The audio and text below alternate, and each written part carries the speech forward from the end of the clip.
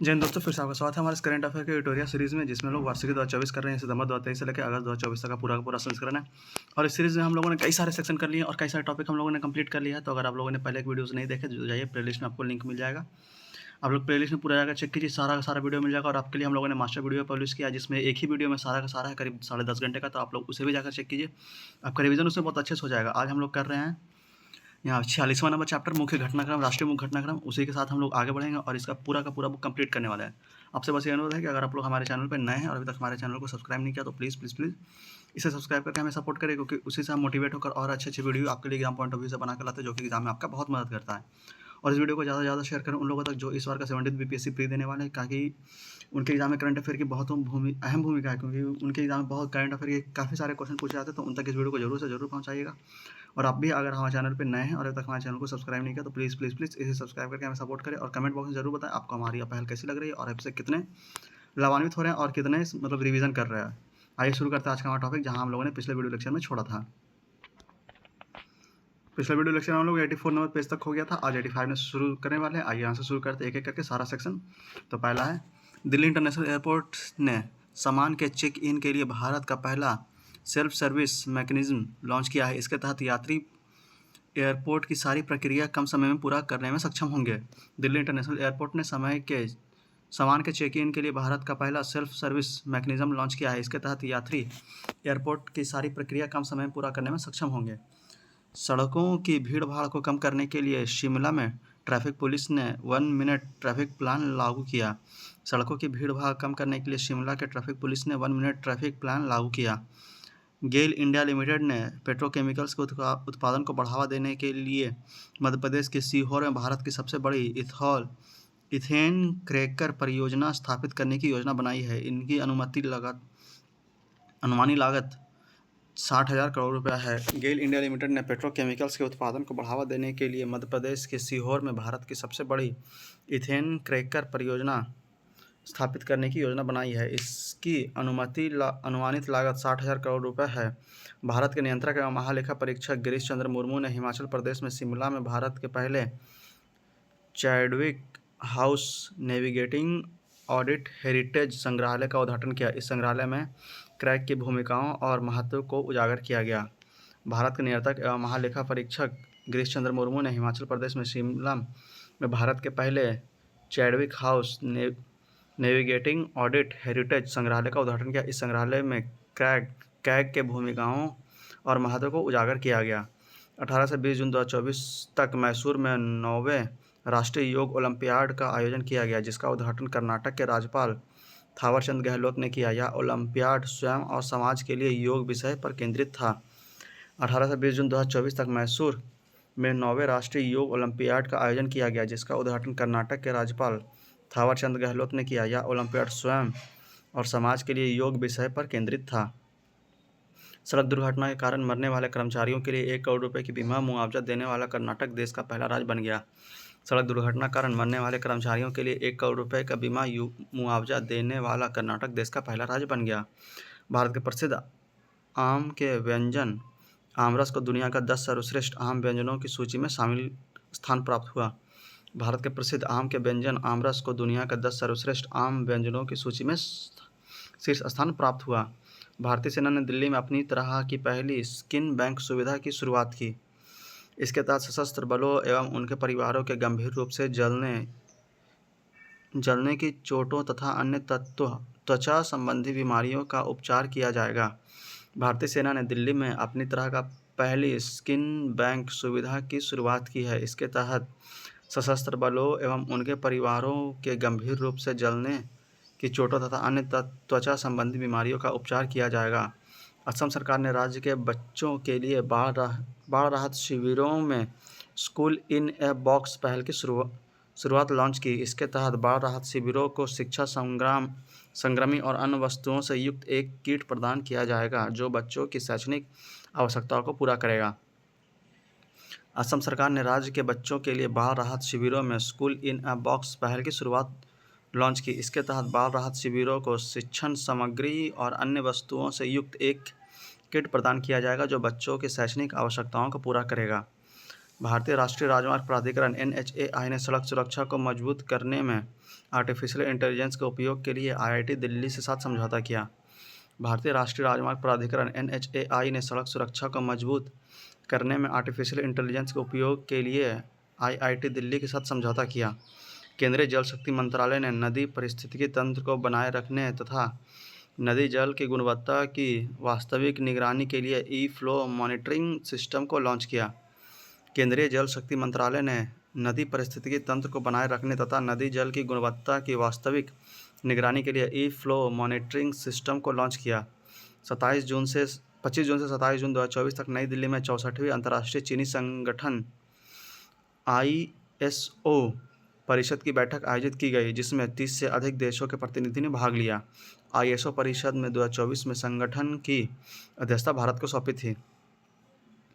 25 से 27 जून 2024 तक नई दिल्ली में 64वां अंतर्राष्ट्रीय चीनी संगठन ISO परिषद की बैठक आयोजित की गई, जिसमें 30 से अधिक देशों ने प्रतिनिधि भाग लिया। ISO परिषद ने 2024 में संगठन की अध्यक्षता भारत को सौंपी थी। मुख्यमंत्री मांझी लड़की बहन योजना महाराष्ट्र सरकार द्वारा उद्देश्य से क्या है तो 21 से 60 वर्ष आयु के सभी महिलाओं को प्रति माह 1500 की वित्तीय सहायता दी जाएगी। मुख्यमंत्री मांझी लड़की बहना योजना महाराष्ट्र सरकार द्वारा शुरू उद्देश्य से क्या है तो 21 से 60 वर्ष आयु की सभी महिलाओं को प्रति माह 1500 रुपये वित्तीय सहायता दी जाएगी। केंद्रीय आवास और शहरी मामलों के मंत्रालय ने स्वच्छ भारत मिशन शहरी 2.0 के तहत सफाई अपनाओ बीमारी भगाओ पहल की शुरुआत की। इसका उद्देश्य भारी बारिश और जल जमाव से पूर्व स्थानीय निकायों की तैयारियों में वृद्धि करना है। केंद्रीय आवास और शहरी मामलों के मंत्रालय ने स्वच्छ भारत मिशन शहरी 2.0 के तहत सफाई अपनाओ बीमारी भगाओ पहल की शुरुआत की। इसका उद्देश्य भारी बारिश और जल जमाव से पूर्व स्थानीय निकायों की तैयारियों में वृद्धि करना है। मुंबई स्थित मझगांव डॉक शिप बिल्डर्स को सार्वजनिक उद्यम विभाग ने नवरत्न कंपनी का दर्जा दिया। नवरत्न कंपनी को 1000 करोड़ रुपए तक के निवेश के लिए केंद्र सरकार की मंजूरी की आवश्यकता नहीं होती है। साथ ही यह कंपनी अपनी कुल संपत्ति का 30% तक निवेश कर सकती है। मुंबई स्थित मझगांव डॉक शिपयार्ड लिमिटेड को सार्वजनिक उद्यम विभाग ने नवरत्न कंपनी का दर्जा दिया। नवरत्न कंपनियों को 1000 करोड़ रुपए तक के निवेश के लिए केंद्र सरकार की मंजूरी की आवश्यकता नहीं होती है तथा साथ ही कंपनी अपनी कुल संपत्ति का 30% तक निवेश कर सकती है। भारतीय सेना ने कारगिल युद्ध के शहीदों को श्रद्धांजलि देने के लिए लद्दाख में खालूवर युद्ध स्मारक पर्यटकों के लिए खोला। भारतीय सेना ने कारगिल युद्ध के शहीदों को श्रद्धांजलि देने के लिए लद्दाख में खालूवर युद्ध स्मारक पर्यटकों के लिए खोला। केंद्रीय मंत्री डॉक्टर जितेंद्र सिंह ने सेंट्रल इलेक्ट्रॉनिक्स लिमिटेड को मिनी रत्न श्रेणी 1 का दर्जा देने की घोषणा की। केंद्रीय मंत्री डॉक्टर जितेंद्र सिंह ने सेंट्रल इलेक्ट्रॉनिक्स लिमिटेड को मिनी रत्न श्रेणी 1 का दर्जा देने की घोषणा की। केंद्रीय विज्ञान एवं प्रौद्योगिकी मंत्री डॉक्टर जितेंद्र सिंह ने वन वीक वन थीम अभियान की शुरुआत की। इस अभियान के तहत विज्ञान के विभिन्न क्षेत्रों में भारत की सफलताओं को प्रदर्शित किया जाएगा। केंद्रीय विज्ञान एवं प्रौद्योगिकी मंत्री डॉक्टर जितेंद्र सिंह ने वन वीक वन थीम अभियान की शुरुआत की है। इस अभियान के तहत विज्ञान के विभिन्न क्षेत्रों में भारत की सफलता को प्रदर्शित किया जाएगा। संज्ञान ऐप रेलवे सुरक्षा बल द्वारा लॉन्च उद्देश्य से क्या है तो RPF कर्मियों को 3 नए आपराधिक कानूनों भारतीय न्याय संहिता 2023, भारतीय नागरिक सुरक्षा संहिता 2023 एवं भारतीय सक्षम अधिनियम 2023 की विस्तृत जानकारी प्रदान की जाएगी। संज्ञान ऐप रेलवे सुरक्षा बल द्वारा लॉन्च उद्देश्य से क्या है तो RPF कर्मियों को 3 नए आपराधिक कानून भारतीय न्याय संहिता 2023, भारतीय नागरिक सुरक्षा संहिता 2023 और भारतीय साक्ष्य अभियान 2023 की विस्तृत जानकारी प्रदान करना। 26 से 28 जून 2024 तक केरल के कोच्चि में केंद्रीय मत्स्य पालन, पशुपालन और डेयरी मंत्रालय, राष्ट्रीय डेयरी विकास बोर्ड और अंतर्राष्ट्रीय डेयरी फेडरेशन द्वारा संयुक्त रूप से पहले अंतर्राष्ट्रीय डेयरी फेडरेशन एशिया प्रशांत शिखर सम्मेलन का आयोजन किया जाएगा। 26 से 28 जून 2024 तक केरल के कोच्चि में केंद्रीय मत्स्य पालन, पशुपालन और डेयरी मंत्रालय, राष्ट्रीय डेयरी विकास बोर्ड और अंतर्राष्ट्रीय डेयरी फेडरेशन द्वारा संयुक्त रूप से पहले अंतर्राष्ट्रीय डेयरी फेडरेशन एशिया प्रशांत शिखर सम्मेलन का आयोजन किया जाएगा। पर्यावरणीय प्रदूषण को कम करने के लिए उत्तर प्रदेश सरकार ने लखीमपुर खाड़ी में बायोप्लास्टिक पार्क की स्थापना करने की घोषणा की। लंदन के इंस्टीट्यूट फॉर रिस्क मैनेजमेंट ने उड़ीसा के श्री श्री यूनिवर्सिटी में भारत का पहला वैश्विक उद्यम जोखिम प्रबंधन केंद्र स्थापित करने की मंजूरी दी। लंदन के इंस्टीट्यूट फॉर रिस्क मैनेजमेंट ने उड़ीसा के श्री श्री यूनिवर्सिटी में भारत का पहला वैश्विक उद्यम जोखिम प्रबंधन केंद्र स्थापित करने की मंजूरी दी। मध्य प्रदेश एवं महाराष्ट्र में फैले पेंच टाइगर रिजर्व ने जंगल की आग का पता लगाने के लिए उन्नत कृत्रिम बुद्धिमत्ता प्रणाली की शुरुआत की है। मध्य प्रदेश और महाराष्ट्र में फैले पेंच टाइगर रिजर्व ने जंगल की आग का पता लगाने के लिए उन्नत कृत्रिम बुद्धिमत्ता प्रणाली की शुरुआत की है। सेंट्रल रेलवे ने ग्रीन एनर्जी को बढ़ावा देने के लिए पहली बार पश्चिमी घाट के इगतपुरी झील को 10 मेगावाट की फ्लोटिंग सोलर प्लांट से को इंस्टॉल किया। सेंट्रल रेलवे ने ग्रीन एनर्जी को बढ़ावा देने के लिए पहली बार पश्चिमी घाट के इगतपुरी झील को 10 मेगावाट की फ्लोटिंग सोलर प्लांट को इंस्टॉल किया। हाल ही में वैश्विक परामर्श फर्म क्रोल द्वारा जारी सेलिब्रिटी ब्रांड वैल्यूएशन रिपोर्ट 2024-2023 के अनुसार भारतीय क्रिकेटर विराट कोहली को $227.9 मिलियन के ब्रांड वैल्यू के साथ शीर्ष स्थान प्राप्त हुआ। भारत के 3 शीर्ष सेलिब्रिटी ब्रांड बने तो पहला विराट कोहली $227.9 मिलियन, फिर रणवीर सिंह $203.1 मिलियन, फिर शाहरुख खान $120.7 मिलियन। फिर से हाल ही के वैश्विक परामर्श फर्म क्रोल द्वारा जारी सेलिब्रिटी ब्रांड वैल्यूएशन रिपोर्ट 2023 के अनुसार भारतीय क्रिकेटर विराट कोहली को $227.9 मिलियन के ब्रांड वैल्यू के साथ शीर्ष स्थान प्राप्त हुआ। भारत के 3 शीर्ष सेलिब्रिटी ब्रांड कौन है तो पहला विराट कोहली $227.9 बिलियन, फिर रणवीर सिंह $203.1 बिलियन, फिर शाहरुख खान $120.9 मिलियन। आगे है 21 जून 2024 को 10वां अंतर्राष्ट्रीय योग दिवस के अवसर पर आयुष मंत्रालय तथा भारत अंतरिक्ष अनुसंधान संगठन इसरो के द्वारा एक संयुक्त पहल योगा फॉर स्पेस का आयोजन किया। 21 जून 2024 को 10वां अंतर्राष्ट्रीय योग दिवस के अवसर पर आयुष मंत्रालय तथा भारतीय अंतरिक्ष अनुसंधान संगठन इसरो के द्वारा एक संयुक्त पहल योगा फॉर स्पेस का आयोजन किया। हाल ही में गुजरात के भुज स्थित स्मृति वन भूकंप मेमोरियल संग्रहालय को यूनेस्को द्वारा प्रति वर्ष घोषित होने वाले आर्किटेक्चर तथा डिजाइन क्षेत्र के प्रतिष्ठित प्रिक्स वर्सेल अवार्ड के अंतर्गत विश्व के 7 सबसे सुंदर संग्रहालयों की सूची में शामिल किया गया। स्मृति वन भूकंप स्मारक का निर्माण 26 जनवरी 2001 को गुजरात के कच्छ में आए विनाशकारी भूकंप के प्राण गंवाने वाले नागरिकों के सम्मान में किया गया है। इस स्मारक का लोकार्पण अगस्त 2022 को प्रधानमंत्री श्री नरेंद्र मोदी द्वारा किया गया था। फिर से हाल ही में गुजरात के भुज स्थित स्मृति वन भूकंप मेमोरियल संग्रहालय को यूनेस्को द्वारा प्रतिवर्ष घोषित होने वाले आर्किटेक्चर तथा डिजाइन क्षेत्र के प्रतिष्ठित प्रिक्स वर्सेल अवार्ड के अंतर्गत विश्व के 7 सबसे सुंदर संग्रहालयों की सूची में स्थान मिला है। स्मृति वन भूकंप स्मारक का निर्माण 26 जनवरी 2001 को गुजरात के कच्छ में आए विनाशकारी भूकंप के प्राण गंवाने वाले नागरिकों के सम्मान में किया गया। इस स्मारक का लोकार्पण अगस्त 2022 को प्रधानमंत्री श्री नरेंद्र मोदी द्वारा किया गया था। हाल ही में केंद्र सरकार द्वारा डाकघर अधिनियम 2023 के प्रावधानों को लागू करने के लिए अधिसूचना जारी किया गया।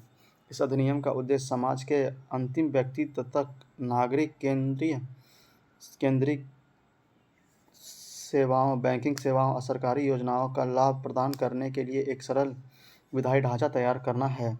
इस अधिनियम ने भारतीय डाक अधिनियम 1898 का स्थान लिया।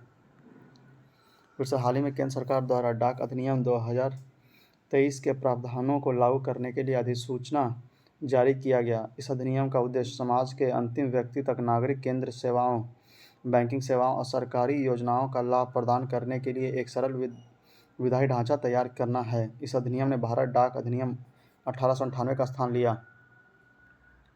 आगे यूनिसेफ के साथ साझेदारी में स्वतंत्र यूएस शोध संगठन हेल्थ फ्लेक्स इंस्टीट्यूट द्वारा प्रकाशित एक रिपोर्ट के अनुसार दुनिया भर में वायु प्रदूषण के कारण 2021 में 81 लाख लोगों की मौत हुई है। भारत में वर्ष 2021 में वायु प्रदूषण के कारण 21 लाख लोगों की मौत हुई है। यूनिसेफ के साथ साझेदारी में स्वतंत्र यूएस शोध संगठन हेल्थ इफेक्ट्स इंस्टीट्यूट द्वारा प्रकाशित एक रिपोर्ट के अनुसार दुनिया भर में वायु प्रदूषण के कारण 2021 में 81 लाख लोगों की मौत हुई है। भारत में वर्ष 2021 में वायु प्रदूषण के कारण 21 लाख लोगों की मौत हुई है। हाल ही में कैबिनेट द्वारा देश में जलमार्ग के माध्यम से कनेक्टिविटी को मजबूत करने के लिए महाराष्ट्र के वाधावन में ऑल वेदर ग्रीनफील्ड पोर्ट के निर्माण को स्वीकृति दी गई है।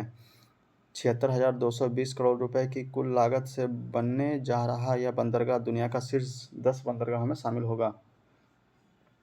हाल ही में कैबिनेट द्वारा देश के जलमार्ग के माध्यम से कनेक्टिविटी को मजबूत करने के लिए महाराष्ट्र के बदावन में ऑल वेदर ग्रीनफील्ड पार्क का निर्माण को स्वीकृति दी गई है। 76,220 करोड़ रुपए की कुल लागत से बनने जा रहा यह बंदरगाह दुनिया के शीर्ष 10 बंदरगाहों में शामिल होगा।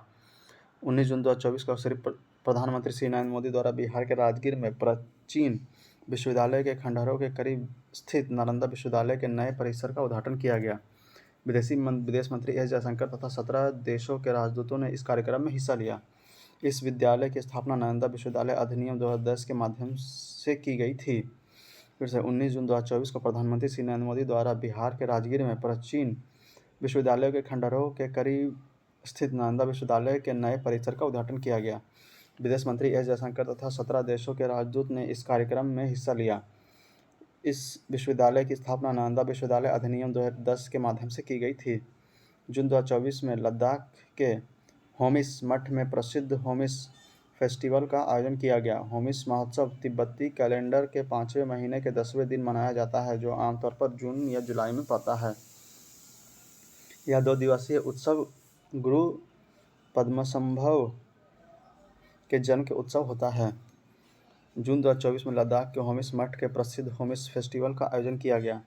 होमिस महोत्सव तिब्बती कैलेंडर के 5वें महीने के 10वें दिन मनाया जाता है, जो आमतौर पर जून या जुलाई में पड़ता है। यह 2 दिवसीय उत्सव गुरु पद्मसंभव के जन्म का उत्सव होता है। हाल ही में महाराष्ट्र के एक किसान और एग्रो रेंजर्स के संस्थापक सिद्धेश शाकोरे को मरुस्थलीकरण रोकथाम के लिए यूएनसीसीडी द्वारा भूमि नायक लैंड हीरो नामित किया गया। 17 जून को विश्व मरुस्थल और सूखा दिवस के अवसर पर यूएनसीसीडी द्वारा जर्मनी के बॉन में आयोजित एक कार्यक्रम में 10 लैंड हीरो के नामों की घोषणा की गई। हाल ही में महाराष्ट्र के एक किसान और एग्रो रिसर्च के संस्थापक सिद्धेश शाकोरे को मरुस्थलीकरण के रोकथाम के लिए यूएनसीसीडी द्वारा भूमि नायक लैंड हीरो नामित किया गया। 17 जून को विश्व मरुस्थलीकरण और सूखा दिवस के अवसर पर यूएनसीसीडी द्वारा जर्मनी के बॉन में आयोजित एक कार्यक्रम में लैंड हीरो के नामों की घोषणा की गई है। आगे दिल्ली के उपराज्यपाल विनय कुमार सक्सेना द्वारा हाल ही में लेखिका अरुंधति राय पर वर्ष 2010 में कश्मीर पर एक भड़काऊ भाषण का आरोप में गैरकानूनी गतिविधि रोकथाम अधिनियम 2010 के तहत मुकदमा चलाने को मंजूरी दी गई। दिल्ली के उपराज्यपाल विनय कुमार सक्सेना द्वारा हाल ही में लेखिका अरुंधति रॉय पर वर्ष 2010 में कश्मीर पर एक भड़काऊ भाषण के आरोप में गैरकानूनी गतिविधि रोकथाम अधिनियम 2010 के तहत मुकदमा चलाने को मंजूरी दी गई। हाल ही में 13 और 14 जून 2024 को नई दिल्ली में भारत IORA हिंद महासागर रिम एसोसिएशन क्रूज पर्यटन सम्मेलन का आयोजन किया है। भारत IORA क्रूज पर्यटन सम्मेलन का आयोजन भारतीय विदेश मंत्री द्वारा हिंद महासागर रिम एसोसिएशन सचिवालय और federation of India chambers of commerce and industry FICCI के सहयोग से किया गया था। हाल ही में 13 से और 14 जून 2024 को नई दिल्ली में भारत IORA हिंद महासागर रिम एसोसिएशन क्रूज पर्यटन सम्मेलन का आयोजन किया गया। भारत IORA क्रूज पर्यटन सम्मेलन का आयोजन भारतीय विदेश मंत्रालय द्वारा हिंद महासागर रिम एसोसिएशन सचिवालय और federation of India chambers of commerce and industry FICCI के सहयोग से किया गया था। हाल ही में मध्य प्रदेश के मुख्यमंत्री डॉक्टर मोहन यादव द्वारा राजा भोज एयरपोर्ट भोपाल के PM श्री पर्यटन वायु सेवा का उद्घाटन किया गया है। यह सेवा 8 प्रमुख शहरों भोपाल, इंदौर, जबलपुर, रीवा, उज्जैन, ग्वालियर, सिंगरौली और खजुराहो हवाई मार्गों के नेटवर्क के माध्यम से जोड़ती है। हाल ही मध्य प्रदेश के मुख्यमंत्री डॉक्टर मोहन यादव द्वारा राजा भोज एयरपोर्ट भोपाल के PM श्री पर्यटन वायु सेवा का उद्घाटन किया गया है।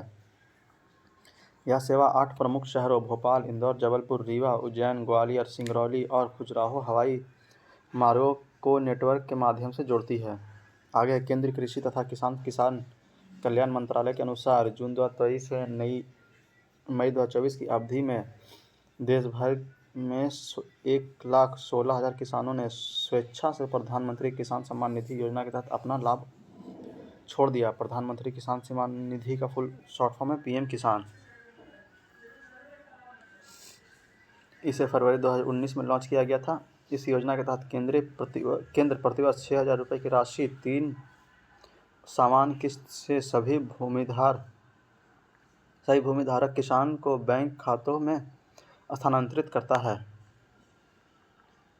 फिर से केंद्रीय कृषि तथा किसान कल्याण मंत्रालय के अनुसार जून 2023 से मई 2024 की अवधि में देश भर में 1,16,000 किसानों ने स्वेच्छा से प्रधानमंत्री किसान सम्मान निधि के तहत अपना लाभ छोड़ दिया है। प्रधानमंत्री किसान सम्मान निधि पीएम किसान, इसे फरवरी 2019 में लॉन्च किया गया था। इस योजना के तहत केंद्र प्रतिवर्ष 6,000 रुपये की राशि 3 समान किस्तों में सभी भूमिधारक किसानों के बैंक खाते में स्थानांतरित करता है। विश्व शिल्प परिषद द्वारा हाल ही में केंद्र शासित प्रदेश जम्मू कश्मीर की राजधानी श्रीनगर को भारत के चौथे विश्व शिल्प शहर का दर्जा दिया गया।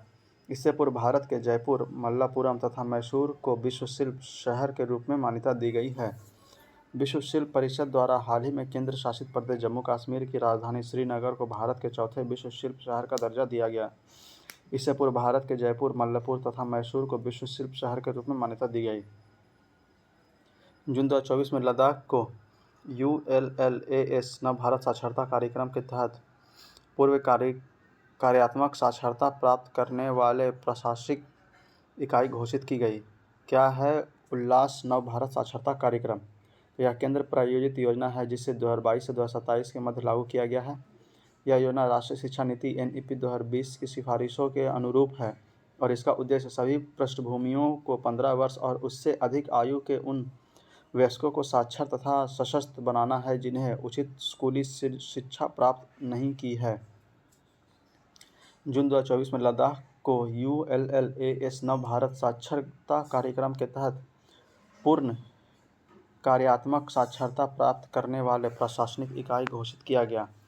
क्या है उल्लास नव भारत साक्षरता कार्यक्रम? तो यह केंद्र प्रायोजित योजना है जिसे 2022-2027 के मध्य लागू किया गया। यह योजना राष्ट्रीय शिक्षा नीति NEP 2022 की सिफारिशों के अनुरूप है और इसका उद्देश्य सभी पृष्ठभूमियों से 15 वर्ष और उससे अधिक आयु के उन वयस्कों को साक्षर तथा सशक्त बनाना है जिन्हें उचित स्कूली शिक्षा प्राप्त नहीं है। हाल ही में केंद्रीय गृह मंत्री और सहकारिता मंत्री श्री अमित शाह द्वारा इस नई दिल्ली में इंदिरा गांधी अंतर्राष्ट्रीय हवाई अड्डे टर्मिनल पर fast track immigration trusted traveller programme का उद्घाटन किया गया। Fast track immigration trusted travel programme FTL-TTP Bharat सरकार की एक पहल है जिसे भारतीय नागरिकों और overseas citizen of India OCI कार्यधारकों को तेज, आसान और अधिक सुरक्षित यात्रा का अनुभव प्रदान करने के लिए डिज़ाइन किया गया है। हाल ही में केंद्रीय गृह मंत्री और सहकारिता मंत्री श्री अमित शाह द्वारा नई दिल्ली के इंदिरा गांधी अंतर्राष्ट्रीय हवाई अड्डे टर्मिनल 3 पर fast track immigration trusted traveller programme का उद्घाटन किया गया। Fast track immigration trusted traveller programme FTL-TTP Bharat सरकार की एक पहल है जिसे भारतीय नागरिकों और overseas citizen of India OCI कार्यधारकों को तेज, आसान और अधिक सुरक्षित यात्रा का अनुभव प्रदान कराने के लिए डिज़ाइन किया गया। हाल ही में यूनेस्को द्वारा केरल के कोझिकोड शहर को भारत का पहला सिटी ऑफ लिटरेचर साहित्य शहर घोषित किया गया। अक्टूबर 2023 में कोझिकोड को यूनिसेफ क्रिएटिव सिटीज नेटवर्क को साहित्य श्रेणी में स्थान प्राप्त हुआ था। 500 से ज़्यादा पुस्तकों वाला कोझिकोड शहर प्रसिद्ध मलयालम लेखक S.T. वासुदेव नायर सहित अन्य साहित्यिक व्यक्तियों की साहित्यिक गतिविधियों का आधार रहा है। हाल ही में यूनेस्को द्वारा केरल के कोझिकोड शहर को भारत का पहला सिटी ऑफ लिटरेचर साहित्य शहर घोषित किया गया। अक्टूबर 2023 में कोझिकोड को यूनेस्को क्रिएटिव सिटीज नेटवर्क को साहित्य श्रेणी में स्थान प्राप्त था। 500 से ज़्यादा पुस्तकालय वाले कोझिकोड शहर प्रसिद्ध मलयालम लेखक S.T. वासुदेव नायर सहित अन्य साहित्यिक व्यक्तियों की साहित्यिक गतिविधियों का आधार रहा है। राजस्थान के कोटा को सांसद श्री ओम बिरला ने पुनः 18वां लोकसभा का अध्यक्ष निर्वाचित किया गया। विपक्ष दलों द्वारा के सुरेश को लोकसभा अध्यक्ष पद के लिए उम्मीदवार घोषित किया गया था। हालांकि विपक्ष दल मत विभाजन के लिए दबाव नहीं डाला गया। ओम बिरला 2 बार पूर्ण कार्यकाल के लिए चुने जाने वाले दूसरे लोकसभा अध्यक्ष हैं। प्रथम है बलराम जाखड़। ओम बिरला 2 बार लोकसभा अध्यक्ष निर्वाचित होने वाले छठे अध्यक्ष हैं।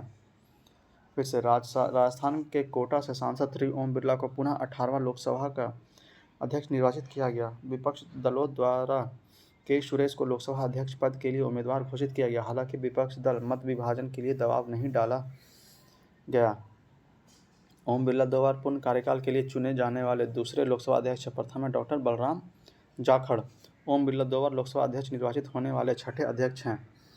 केंद्रीय मंत्रिमंडल द्वारा जून 2024 में वर्ष 2024-25 के लिए 14 खरीफ फसलों के लिए न्यूनतम समर्थन मूल्य में वृद्धि किया गया। केंद्र सरकार हर फसल सीजन से पूर्व कृषि लागत और मूल्य आयोग CACP की सिफारिश पर 23 फसलों के लिए न्यूनतम समर्थन मूल्य घोषित करती है। केंद्रीय कृषि तथा किसान कल्याण मंत्री शिवराज सिंह चौहान हैं। केंद्रीय मंत्रालय द्वारा जून 2024 में वर्ष 2024-25 के लिए 14 खरीफ फसलों के लिए न्यूनतम समर्थन मूल्य में वृद्धि किया गया। केंद्र सरकार हर फसल सीजन से पूर्व कृषि लागत और मूल्य आयोग CACP की सिफारिश पर 23 फसलों के लिए न्यूनतम समर्थन मूल्य घोषित करती है। केंद्रीय कृषि तथा किसान कल्याण मंत्रालय शिवराज सिंह चौहान हैं।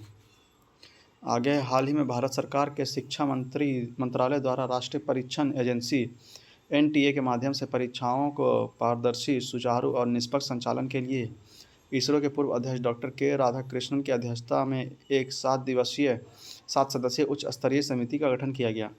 यह समिति परीक्षा प्रक्रिया के तंत्र में सुधार, डेटा सुरक्षा प्रोटोकॉल में सुधार, NTA की संरचना और कार्यप्रणाली पर 2 माह के भीतर रिपोर्ट सौंपेगी। सरकार द्वारा यह कदम नीट परीक्षा 2024 में पेपर लीक विवाद और नेट UGC परीक्षा के स्थगित होने के मद्देनज़र उठाया गया है। हाल ही में भारत सरकार ने शिक्षा मंत्रालय द्वारा राष्ट्रीय परीक्षण एजेंसी NTA के माध्यम से परीक्षाओं को पारदर्शी, सुचारू और निष्पक्ष संचालन के लिए इसरो के पूर्व अध्यक्ष डॉक्टर के राधाकृष्णन की अध्यक्षता में 7 सदस्यीय उच्च स्तरीय समिति का गठन किया गया। यह समिति परीक्षा प्रक्रिया के तंत्र में सुधार, डेटा सुरक्षा प्रोटोकॉल में सुधार, NTA के संचालन और कार्यप्रणाली पर 2 महीने के भीतर रिपोर्ट सौंपेगी। सरकार द्वारा यह कदम नीट परीक्षा 2024 में पेपर लीक विवाद और नेट UGC परीक्षा के स्थगित होने के मद्देनज़र उठाया गया है। हाल ही में भारत सरकार द्वारा नीट परीक्षा में गड़बड़ी को लेकर विवाद के कारण नेशनल टेस्टिंग एजेंसी के महानिदेशक सुबोध कुमार सिन्हा को बर्खास्त कर दिया गया। सरकार द्वारा भारत व्यापार संवर्धन संगठन के अध्यक्ष और प्रबंधन निर्देशक प्रदीप सिंह खरोला को NTA के नए महानिदेशक नियुक्त किया गया। राष्ट्रीय परीक्षा एजेंसी NTA की स्थापना 2017 में हुई। केंद्रीय शिक्षा मंत्री कौन है? तो धर्मेंद्र प्रधान है। फिर से हाल ही में भारत सरकार द्वारा नीट परीक्षा में गड़बड़ी को लेकर विवाद के कारण नेशनल टेस्टिंग एजेंसी के महानिदेशक सुबोध कुमार सिन्हा को बर्खास्त कर दिया गया। सरकार द्वारा भारत व्यापार संवर्धन संगठन के अध्यक्ष और प्रबंधन निर्देशक प्रदीप सिंह खरोला को NTA के नए महानिदेशक नियुक्त किया गया। राष्ट्रीय परीक्षा एजेंसी NTA की स्थापना 2017 केंद्र शिक्षा मंत्री धर्मेंद्र प्रधान ने किया। हाल ही में तत्कालीन बांग्लादेश प्रधानमंत्री शेख हसीना की 2 दिवसीय भारत यात्रा के दौरान कनेक्टिविटी, ऊर्जा और बुनियादी ढांचे और अन्य क्षेत्रों में सहयोग को आगे बढ़ाने के लिए 10 नए समझौता ज्ञापन पर हस्ताक्षर किया गया। नरेंद्र मोदी के नेतृत्व वाली सरकार की 3 कार्यालय के लिए शपथ लेने के बाद भारत की यात्रा करने वाली यह पहली विदेश नेता है।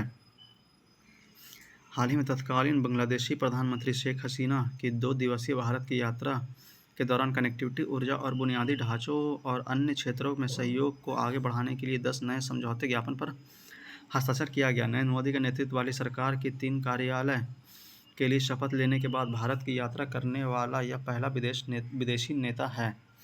हाल ही में भारत सरकार के स्वामित्व वाली कोल इंडिया लिमिटेड की सहायक कंपनी ईस्टर्न कोलफील्ड लिमिटेड द्वारा झारखंड के जामताड़ा जिले में कास्ता कोयला ब्लॉक में भूमिगत कोयला गैसीकरण के लिए भारत की पहली पायलट परियोजना की शुरुआत की गई।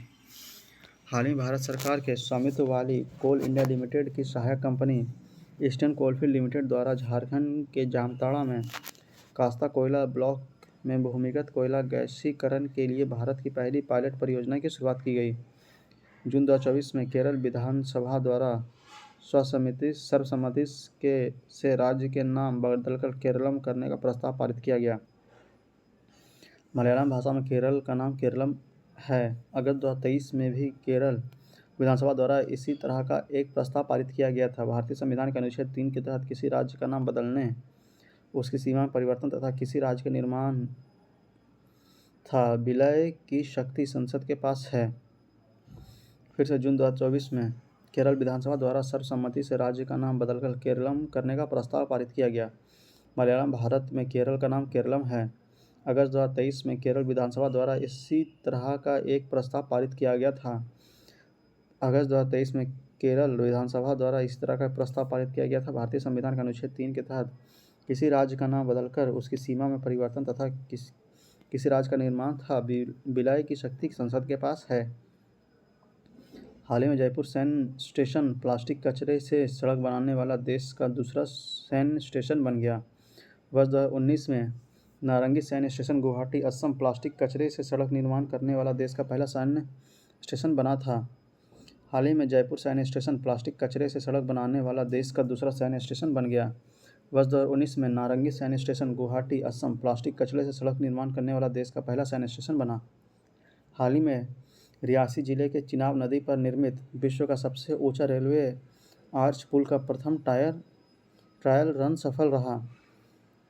रामबान जिले के संगमदान से रियासी स्टेशन तक 46 किलोमीटर के इस सफ़र में कुल 1.5 घंटे लगे। रियासी से निर्मित यह विश्व का सबसे ऊंचा रेलवे आर्च पुल 1.3 किलोमीटर लंबा चिनाब नदी के तल से 359 मीटर ऊंचा है। हाल ही में रियासी जिले के चिनाब नदी पर निर्मित विश्व का सबसे ऊंचे रेलवे आर्च पुल का प्रथम ट्रायल का रन सफल रहा। रामबान जिले के संगलदान से रियासी स्टेशन तक 46 किलोमीटर के इस सफ़र में कुल 1.5 घंटे लगे। रियासी से निर्मित यह विश्व का सबसे ऊंचा रेलवे आर्च पुल 1.3 किलोमीटर लंबा है। चिनाब नदी के तल से 359 मीटर ऊंचा है। वैज्ञानिक सूचना प्रसारक एल्सेवियर द्वारा जारी शोध और नवाचार में लैंगिक समानता की दिशा में प्रगति 2024 की समीक्षा शीर्षक वाली रिपोर्ट के अनुसार भारत महिला शोधकर्ताओं की संख्या में तीसरे स्थान पर आ गया है। वैज्ञानिक सूचना प्रसारक एल्सेवियर द्वारा जारी शोध और नवाचार में लैंगिक समानता की दिशा में प्रगति 2024 की समीक्षा शीर्षक वाली रिपोर्ट के अनुसार भारत महिला शोधकर्ताओं की संख्या में तीसरे स्थान पर आ गया है। जून 2024 में असम के गुवाहाटी के कामाख्या मंदिर के प्रसिद्ध अम्बुबाची मेला प्रारंभ हुआ। यह उत्सव देवी कामाख्या के वार्षिक मासिक धर्म के उत्सव का प्रतीक है। जून 2024 में असम के गुवाहाटी में कामाख्या मंदिर के प्रसिद्ध अम्बुबाची मेला प्रारंभ हुआ।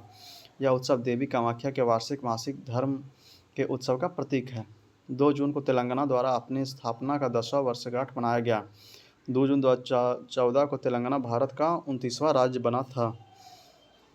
2 जून को तेलंगाना द्वारा अपना स्थापना का 10वां वर्षगांठ मनाया गया। 2 जून 2014 को तेलंगाना भारत का 29वां राज्य बना। 2 जून 2024 को तेलंगाना के 10वें स्थापना दिवस पर मुख्यमंत्री ए रेवंत रेड्डी के द्वारा की गई घोषणा के अनुसार आंध्र प्रदेश पुनर्गठन अधिनियम 2014 के अनुसार हैदराबाद अब आंध्र प्रदेश तथा तेलंगाना की संयुक्त राजधानी न होकर के तेलंगाना की राजधानी होगी। 2 जून 2024 को तेलंगाना के 10वें स्थापना दिवस पर मुख्यमंत्री ए रेवंत रेड्डी के द्वारा की गई घोषणा के अनुसार आंध्र प्रदेश पुनर्गठन अधिनियम 2014 के अनुसार हैदराबाद अब आंध्र प्रदेश तथा तेलंगाना की संयुक्त राजधानी न होकर केवल तेलंगाना की राजधानी होगी। आंध्र प्रदेश पुनर्गठन अधिनियम 2014 के तहत हैदराबाद को 10 वर्ष के लिए आंध्र प्रदेश तेलंगाना की संयुक्त राजधानी बनाने का प्रावधान था। हाल ही में मध्य प्रदेश के विजयपुर शहर में भारत सरकार के स्वामित्व वाली गेल इंडिया लिमिटेड का पहला हरित हाइड्रोजन संयंत्र का उद्घाटन किया गया। हाल ही में मध्य प्रदेश के विजयपुर शहर में भारत सरकार का स्वामित्व वाली गेल इंडिया लिमिटेड का पहला हरित हाइड्रोजन संयंत्र का उद्घाटन किया गया। हाल ही में सिक्किम उच्च न्यायालय द्वारा अपनी महिला कर्मचारियों के लिए प्रत्येक महीने मासिक धर्म अवकाश नीति लागू किया गया। ऐसे करने वाले सिक्किम उच्च न्यायालय देश का पहला उच्च न्यायालय है। हाल ही में सिक्किम उच्च न्यायालय द्वारा अपनी महिला कर्मचारियों के लिए प्रत्येक महीने मासिक धर्म अवकाश नीति लागू किया गया।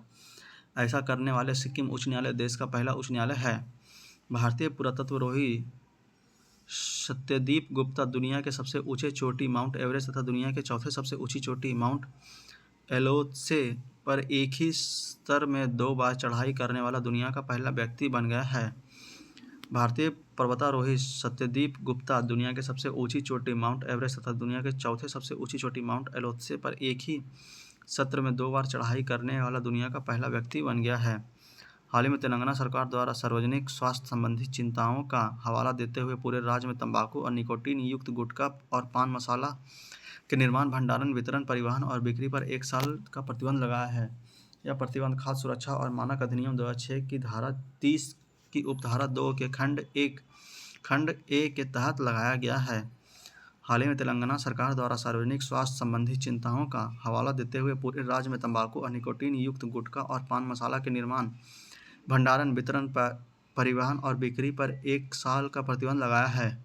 यह प्रतिबंध खाद्य सुरक्षा और मानक अधिनियम 2006 की धारा 30 की अवधारा 2 का खंड ए के तहत लगाया गया है। हाल ही में भारत के अडानी समूह द्वारा अपने वैश्विक पदचिह्न में विस्तार करते हुए तंजानिया के दार एस सलाम बंदरगाह पर कंटेनर टर्मिनल 2 के लिए 30 वर्ष का पट्टा हासिल किया। हाल ही में भारत के अडानी समूह द्वारा अपने वैश्विक पदचिह्न के विस्तार करते हुए तंजानिया के दार एस सलाम बंदरगाह पर कंटेनर टर्मिनल 2 के लिए 30 वर्ष का पट्टा हासिल किया। हाल ही में जम्मू और कश्मीर सरकार ने महामारी रोग अधिनियम 1897 के तहत मानव रेबीज की एक अधिसूचित रोग के रूप में नामित किया। हाल ही में जम्मू और कश्मीर सरकार ने महामारी रोग अधिनियम 1897 के तहत मानव रेबीज को एक अधिसूचित रोग के रूप में नामित किया। 31 मई 2024 को रांची, झारखंड में इस्पात पर अंतर्राष्ट्रीय सम्मेलन आयोजित किया गया। अंतर्राष्ट्रीय इस्पात सम्मेलन आईकॉन 2024 का उद्देश्य नवोन्मेषी समाधान तलाशना और इस्पात उद्योग के भविष्य को आगे बढ़ाना है। 30 से 31 मई 2024 को रांची, झारखंड में इस्पात पर अंतर्राष्ट्रीय सम्मेलन आयोजित किया गया। अंतर्राष्ट्रीय इस्पात सम्मेलन आईकॉन 2024 का उद्देश्य नवोन्मेषी समाधान तलाशना और इस्पात उद्योग के भविष्य को आगे बढ़ाना है। हाल ही में जारी क्यूएस वर्ल्ड यूनिवर्सिटी रैंकिंग 2025 में भारत 46 विश्वविद्यालयों के साथ विश्व स्तर पर 7वें तथा एशिया में तीसरे स्थान पर है। इस रिपोर्ट के अनुसार भारत के 61% भारतीय विश्वविद्यालयों की रैंकिंग में सुधार हुई है। भारत में आईआईटी बॉम्बे को 118वां स्थान दिया गया है, जो भारत में शीर्ष है। शीर्ष रैंक वाले भारतीय विश्वविद्यालय भारतीय प्रौद्योगिकी संस्थान बम्बई 118वां स्थान, भारतीय प्रौद्योगिकी संस्थान दिल्ली 150वां स्थान और भारतीय विज्ञान संस्थान बेंगलुरु 211वां स्थान। फिर से हाल ही में जारी क्यूएस वर्ल्ड यूनिवर्सिटी रैंकिंग 2025 में भारत 46 विश्वविद्यालयों के साथ शीर्ष विश्व स्तर पर 7वें तथा एशिया में तीसरे स्थान पर है। इस रिपोर्ट के अनुसार भारत के 61% विश्वविद्यालयों की रैंकिंग में सुधार हुआ है। भारत के आईआईटी बॉम्बे को 118वां स्थान दिया गया है, जो भारत में शीर्ष पर है। शीर्ष रैंक वाले भारतीय विश्वविद्यालय भारत प्रौद्योगिकी संस्थान बॉम्बे 118वां स्थान, भारतीय प्रौद्योगिकी संस्थान दिल्ली 150वां स्थान और भारतीय विज्ञान संस्थान बेंगलुरु 211वां स्थान है। आगे है जून 2024 में उत्तराखंड द्वारा राज्य के खगोल पर्यटन को बढ़ावा देने के लिए 3 दिवसीय नक्षत्र सभा का आयोजन किया गया। जून 2024 में उत्तराखंड द्वारा राज्य के खगोल पर्यटन को बढ़ावा देने के लिए 3 दिवसीय नक्षत्र सभा का आयोजन किया गया। हाल ही में निवेशकों के लिए वित्तीय प्रबंधन को सरल तथा सुलभ बनाने के लिए भारतीय प्रतिभूति तथा नियामक बोर्ड सेबी द्वारा सारथी 2.0 मोबाइल ऐप लॉन्च किया गया। भारतीय प्रतिभूति तथा नियामक बोर्ड क्या है, तो स्थापना हुआ 12 अप्रैल 1988 को। मुख्यालय है मुंबई में, क्षेत्रीय कार्यालय है अहमदाबाद, कोलकाता, चेन्नई, दिल्ली में। अध्यक्ष है माधीपुरी बूच। हाल ही में निवेशकों के लिए वित्तीय प्रबंधन को सरल तथा सुलभ बनाने के लिए भारतीय प्रतिभूति तथा नियामक बोर्ड सेबी द्वारा सारथी 2.0 मोबाइल ऐप लॉन्च किया गया। भारतीय प्रतिभूति तथा नियामक बोर्ड की स्थापना हुई 12 अप्रैल 1988 को। मुख्यालय है मुंबई में, क्षेत्रीय कार्यालय है अहमदाबाद, कोलकाता, चेन्नई और दिल्ली में। अध्यक्ष इसके हैं माधीपुरी बूच। हाल ही में पेरू में यूपीआई भुगतान को सक्षम बनाने के लिए भारतीय राष्ट्रीय भुगतान नियम NPCI और पेरू के केंद्रीय रिजर्व बैंक BCRP द्वारा साझेदारी की गई। इसके साथ ही Peru unified payment interface UPI अपनाने वाला दक्षिणी अमेरिका का पहला देश बन गया। हाल ही में पेरू के UPI भुगतान को सक्षम बनाने के लिए भारतीय राष्ट्रीय भुगतान निगम NPCI और पेरू के केंद्रीय रिजर्व बैंक BCRP द्वारा साझेदारी की गई। इसके साथ ही Peru unified payment interface UPI अपनाने वाला दक्षिण अमेरिका का पहला देश बन गया है। केंद्रीय शिक्षा मंत्रालय द्वारा जून 2024 में असम के कामरूप जिले के माराभीटा में पूर्वोत्तर क्षेत्र के द्वारा भारतीय प्रबंधन संस्थान IIM की स्थापना का प्रस्ताव की मंजूरी प्रदान की। IIM शिलांग पूर्वोत्तर क्षेत्र का पहला तथा एकमात्र IIM है। केंद्रीय शिक्षा मंत्रालय द्वारा जून 2024 में असम के कामरूप जिले के माराभीटा में पूर्वोत्तर क्षेत्र का दूसरा भारतीय प्रबंधन संस्थान IIM की स्थापना का प्रस्ताव को मंजूरी प्रदान है। IIM शिलांग पूर्वोत्तर क्षेत्र का पहला तथा एकमात्र IIM है। हाल ही में संयुक्त राष्ट्र में भारत की पहली महिला स्थायी प्रतिनिधि रुचिरा कंबोज 35 वर्ष की सेवा के पश्चात सेवानिवृत्त हो गई। संयुक्त राष्ट्र की स्थापना 24 अक्टूबर 1945 को और मुख्यालय न्यूयॉर्क USA। हाल ही में संयुक्त राष्ट्र में भारत की पहली महिला स्थायी प्रतिनिधि रुचिरा कंबोज 35 वर्ष की सेवा के पश्चात सेवानिवृत्त हो गई। संयुक्त राष्ट्र की स्थापना 24 अक्टूबर 1945, मुख्यालय इसका है न्यूयॉर्क USA। हाल ही में भारतीय मूल की अंतरिक्ष यात्री सुनीता विलियम अंतरिक्ष में परीक्षण मिशन पर अंतर्राष्ट्रीय यान को उड़ाने वाली पहली महिला बन गई है। 58 वर्षीय सुनीता विलियम ने 5 जून को फ्लोरिडा के केप कैनावरेल से नासा के अंतरिक्ष यात्री बुच लिम्बोर के साथ बोइंग के स्टारलाइन कैप्सूल पर उड़ान भरी। हाल ही में भारतीय मूल की अंतरिक्ष यात्री सुनीता विलियम्स अंतरिक्ष में परीक्षण मिशन पर अंतरिक्ष यान को उड़ाने वाली पहली महिला बन गई है। 58 वर्षीय सुनीता विलियम्स ने 5 जून को फ्लोरिडा के केप कैनावरेल से नासा के अंतरिक्ष यात्री बुच विल्मोर के साथ बोइंग के स्टारलाइन कैप्सूल पर उड़ान भरी। जून 2024 में national company law tribunal NCLT ने 2 बड़े एयरलाइन एयर इंडिया तथा विस्तारा से विलय की मंजूरी दे दी है। जून 2024 में national company law tribunal NCLT ने 2 बड़े एयरलाइन एयर इंडिया तथा विस्तारा से विलय को मंजूरी दे दी है। सब लेफ्टिनेंट अनामिका B राजीव भारतीय नौसेना की पहली महिला हेलीकॉप्टर पायलट बन गई। सब लेफ्टिनेंट अनामिका B राजीव भारतीय नौसेना की पहली महिला हेलीकॉप्टर पायलट बन गई है।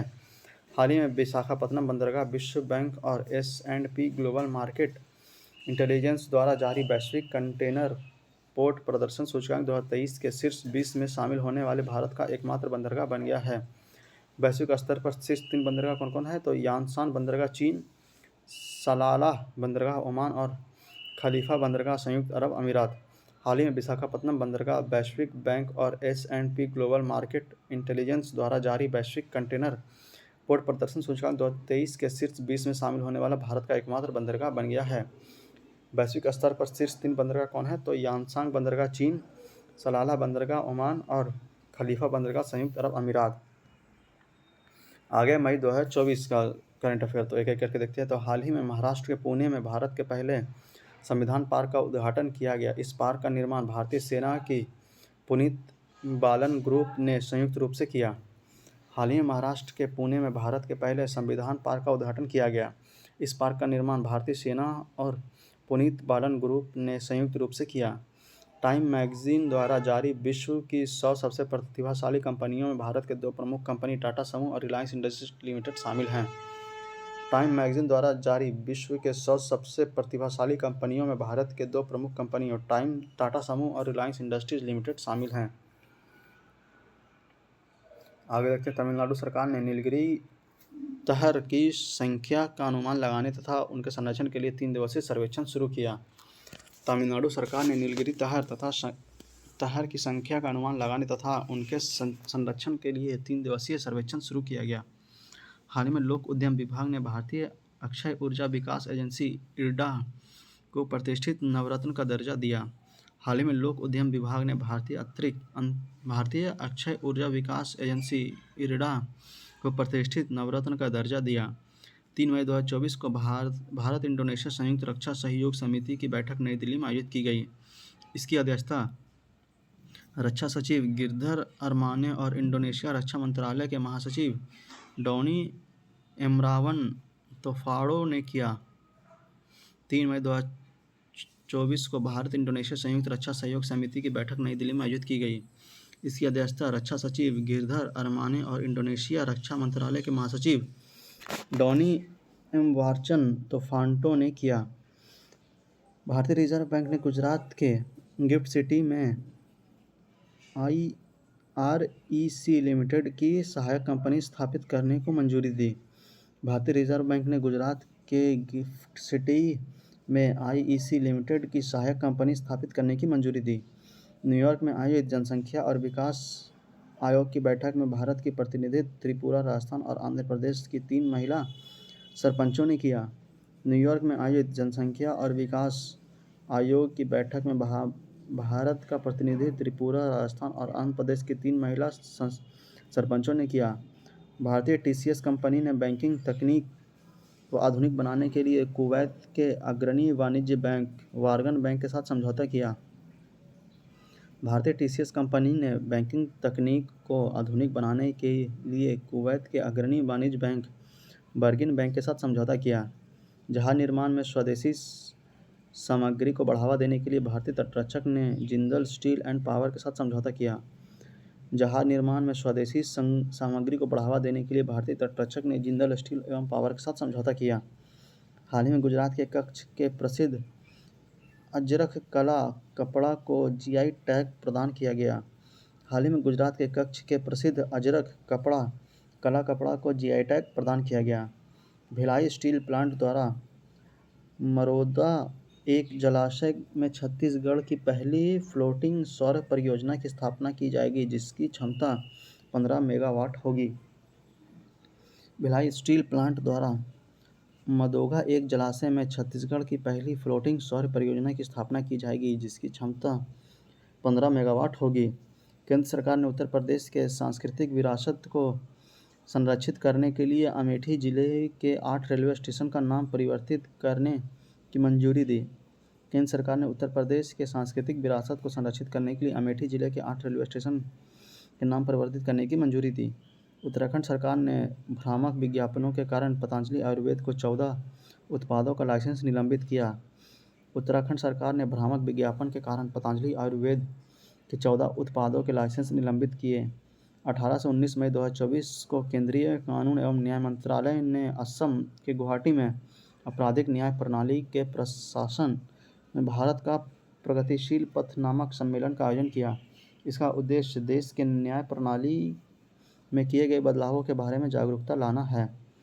18 से 19 मई 2024 को केंद्रीय कानून और न्याय मंत्रालय ने असम के गुवाहाटी में आपराधिक न्याय प्रणाली के प्रशासन में भारत का प्रगतिशील पथ नामक सम्मेलन का आयोजन किया। इसका उद्देश्य देश की न्याय प्रणाली के लिए किए गए बदलाव के बारे में जागरूकता लाना है। HDFC लाइफ ने ऑनलाइन प्लेटफॉर्म के माध्यम से जीवन बीमा खरीद को सरल बनाने के लिए नो झंझट लाइफ इंश्योरेंस फटाफट अभियान की शुरुआत की। HDFC लाइफ ने ऑनलाइन प्लेटफॉर्म के माध्यम से जीवन बीमा खरीद को सरल बनाने के लिए नो झंझट लाइफ इंश्योरेंस फटाफट अभियान को शुरुआत की। हाल ही में रिलायंस इंडस्ट्रीज ने कच्चे तेल की खरीद और रूबल के भुगतान के लिए रूस को रोसनेफ्ट कंपनी के साथ समझौता किया। हाल ही में रिलायंस इंडस्ट्रीज ने कच्चे तेल की खरीद और रूबल में भुगतान के लिए रूस के रोसनेफ्ट कंपनी के साथ समझौता किया। प्रोजेक्ट भीष्म के तहत भारतीय वायुसेना ने आगरा में पहली बार विमान से एयरड्रॉप के लिए पोर्टेबल अस्पताल की परीक्षण किया। प्रोजेक्ट भीष्म की तरह भारतीय वायुसेना ने आगरा में पहली बार विमान से एयरड्रॉप के लिए पोर्टेबल अस्पताल का परीक्षण किया। हाल ही में पुरातत्वविदों ने कर्नाटक के मंगलुरु शहर में बब्बू स्वामी मंदिर के पास रॉक आर्ट के पहले साक्ष्य की खोज की। हाल ही में पुरातत्वविदों ने कर्नाटक के मंगलुरु शहर में बब्बू स्वामी मंदिर के पास रॉक आर्ट के पहले साक्ष्य की खोज की। हाल ही में कर्नाटक सरकार ने महिलाओं के लिए सरकारी अनुबंध नौकरियों में 33% साक्षरता की घोषणा आरक्षण का घोषणा किया। हाल ही में कर्नाटक सरकार ने महिलाओं के लिए सरकारी अनुबंध नौकरियों में 33% आरक्षण की घोषणा की। हाल ही में भारतीय state bank India international bullion exchange का ट्रेडिंग और क्लियरिंग सदस्य बनाने वाला पहला बैंक बन गया। हाल ही में भारतीय state bank India international bullion exchange का ट्रेडिंग और क्लियरिंग सदस्य बनने वाला पहला बैंक बन गया। पशुपालन और डेयरी विभाग ने पशु वैक्सीन कोल्ड चेन प्रबंधन के डिजिटलीकरण के लिए संयुक्त राष्ट्र विकास कार्यक्रम के साथ समझौता किया।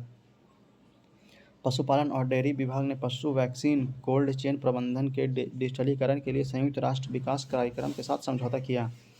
भारत की साहित्यिक और सांस्कृतिक संरचना रामचरितमानस पंचतंत्र और सहृदय लोकन को यूनेस्को ने memory of the world Asia Pacific regionals register में शामिल किया गया। भारत का साहित्यिक और सांस्कृतिक संरचना रामचरितमानस पंचतंत्र और सहृदय लोकन को यूनेस्को के memory of the world Asia Pacific regional register में शामिल किया गया। आगे हम लोग अगले वीडियो लेक्चर में करेंगे। इस वीडियो लेक्चर को हम लोग यहीं पर समाप्त करते हैं। उम्मीद है आपको वीडियो पसंद आएगा तो आपको कमेंट बॉक्स में जरूर बताएंगे आपको हमारी यह पहल कैसी लगी और आप इससे कितने लाभान्वित हो रहे हैं। और इस वीडियो को ज़्यादा से ज़्यादा शेयर करें उन लोगों तक जो इस बार का बीपीएससी प्री देने वाले हैं, क्योंकि उनके एग्जाम में करंट अफेयर की बहुत अहम भूमिका रहती है और उनको करंट अफेयर की तैयारी और अच्छे से करने के लिए इस वीडियो को उन तक जरूर से ज़रूर पहुँचाएंगे। तो मिलते हैं आपसे अगले वीडियो लेक्चर में। तब तक के लिए वीडियो को देखते रहें, रिवाइज करते रहें। जय हिंद, जय भारत।